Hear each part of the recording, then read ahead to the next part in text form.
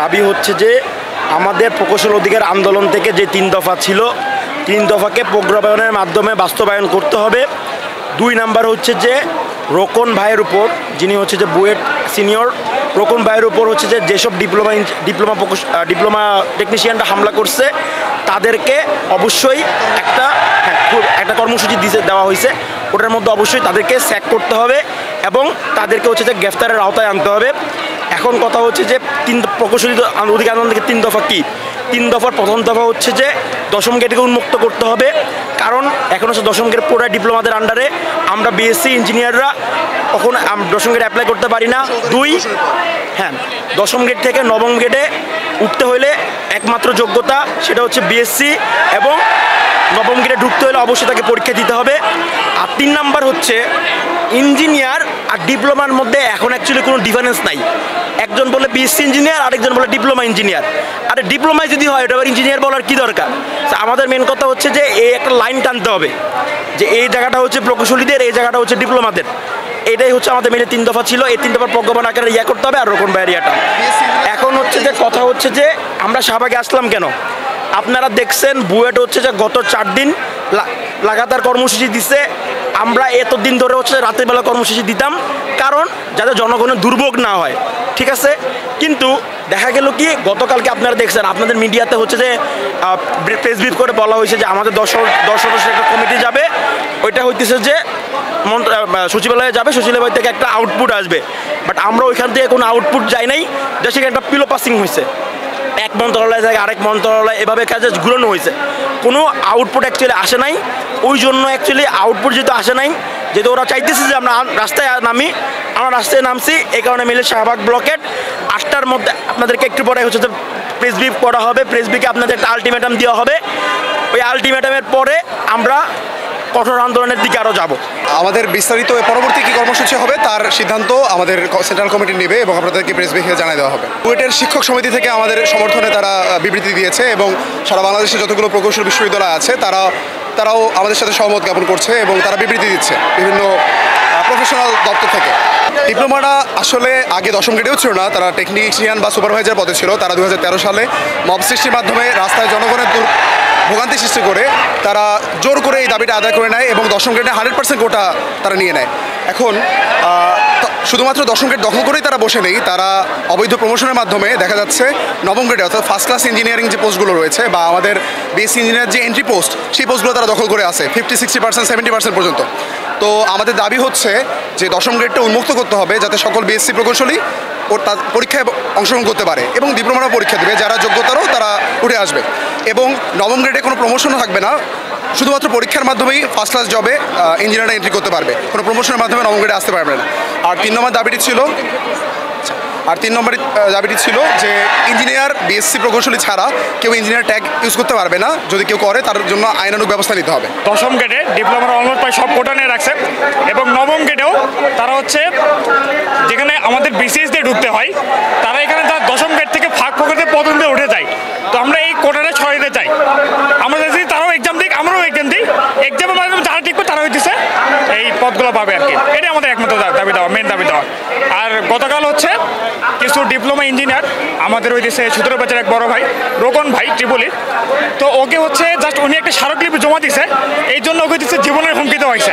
তো এই জীবনের হুমকি কেন দেওয়া হলো, কই থেকে এত সাহস পাইলো এবং ওদেরকে এখনও কেন গ্রেপ্তার করা হয় নাই, এই জন্য রাত 8টার মধ্যে আমরা একটা আলটিমেটাম দিয়েছি আর কি। গত প্রায় 5 থেকে 6 মাস ধরে আমরা আন্দোলন করে আসতেছি আর কি। আমাদের 3টা দফা বেসিক্যালি দাবি আর কি, যে আসলে বাংলাদেশের যে প্রকৌশল খাত আর কি, এই প্রকৌশল খাতের সংস্কারের জন্য আমাদের 3টা দফা আমরা বলছি আর কি। যেই 3 দফায় আপনারা সোজা কথা বলতে গেলে যে ইঞ্জিনিয়ারিং যে পোস্টগুলো আছে, যে বিভিন্ন সংস্থায় বিভিন্ন ইয়াতে দেখা গেছে যে সাব অ্যাসিস্ট্যান্ট ইঞ্জিনিয়ার নামে একটা পোস্ট আছে যেটা হলো 10ম গ্রেডের আর কি। তো এই 10ম গ্রেডে 100% পদ আর কি ডিপ্লোমাদের জন্য নির্ধারিত। আমরা যারা হলো বিএসসি ইঞ্জিনিয়ার আর কি, যারা বিএসসি ডিগ্রিধারী, শুধু বুয়েট তো না, বুয়েট, রুয়েট, কুয়েট, চুয়েট আছে এবং ঢাকা বিশ্ববিদ্যালয় এবং অন্যান্য অনেক বিশ্ববিদ্যালয় ইঞ্জিনিয়ারিং অনুষদ আছে। তো এখান থেকে যারা বিএসসি ডিগ্রি পাচ্ছে তারা এই 10ম গ্রেডে আবেদনই করতে পারতেছে না। এই 10ম গ্রেডটা শুধুমাত্র ডিপ্লোমারাই মানে 100% তারা আবেদন করতেছে আর কি। তো এটা তো মানে ইঞ্জিনিয়ারিং সেক্টরের জন্য অনেক বড় একটা হলো মানে খুব বড় একটা বাধা আর কি আমাদের দেশের উন্নয়নের জন্য। তো আমরা চাচ্ছি দশম গ্রেডের যে পদটা এটা খুলে দেওয়া হোক, এটা সবার জন্য পরীক্ষা দেওয়ার সুযোগ দেওয়া হোক। আমরা এমন বলতেছি না যে ডিপ্লোমার এখানে পরীক্ষা দিতে পারবে না, আমরা চাচ্ছি দশম গ্রেড উন্মুক্ত ঘোষণা করা হোক, এখানে সবাই পরীক্ষা দিতে পারবে। আর নবম গ্রেডের ক্ষেত্রে যে বিষয়টা, আমাদের এন্ট্রি পোস্ট যারা বিএসসি ইঞ্জিনিয়ারদের এখন এন্ট্রি পোস্ট হলো নবম গ্রেড।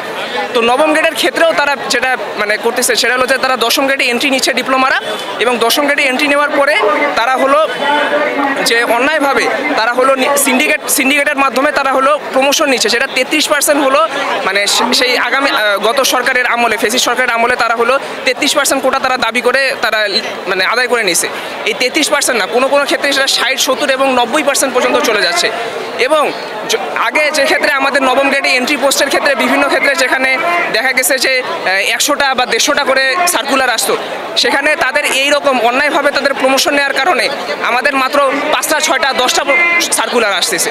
আমাদের দশম গ্রেড তো ব্লক আসেই, আমাদের নবম গ্রেডও তারা ব্লক করে দিচ্ছে প্রমোশনের মাধ্যমে। সরকার বা কাছ থেকে কোনো যে আমাদের হলো অলরেডি আমাদের যে বিভিন্ন বিশ্ববিদ্যালয়ের ডিএসডব্লিউ ভিসিরা হলো আমাদের আন্দোলনের সাথে সংহতি প্রকাশ করেছে। আমাদের বুয়েটেরও বিভিন্ন শিক্ষকরা আমাদের আন্দোলনের সাথে সংহতি জানিয়ে তারা বিবৃতি প্রদান করেছে এবং বিভিন্ন ফেসবুক পোস্টে তারা মানে কথা বলেছেন আর কি। কিন্তু আমরা এখনও বুয়েটের অথরিটির কাছ থেকে আনুষ্ঠানিকভাবে কোনো কিছু পাই নাই, এবং সরকারের কাছ থেকেও আমরা আনুষ্ঠানিকভাবে কিছু পাই নাই। আমরা গত 5 থেকে 6 মাস অনেক শান্তিপূর্ণভাবে আন্দোলন করেছি। আমরা দেখে গেছে আমরা গত সকল আন্দোলন আমরা যখন জনদুর্ভোগ যাতে না হয়, আমরা এই কারণে 10টার পরে আমরা আন্দোলন করেছি, রাত 10টার পরে আন্দোলন করেছি। কিন্তু আমরা আজকে মানে আশাহত হয়ে আমাদেরকে আজকে শাহবাগ ব্লকেট করতে হয়েছে, যে যেখানে কোনো আমরা দেখতেছি যে এরকম কোনো জনদুর্ভোগ সৃষ্টি না করলে মানে কোনো দাবি আদায় হচ্ছে না।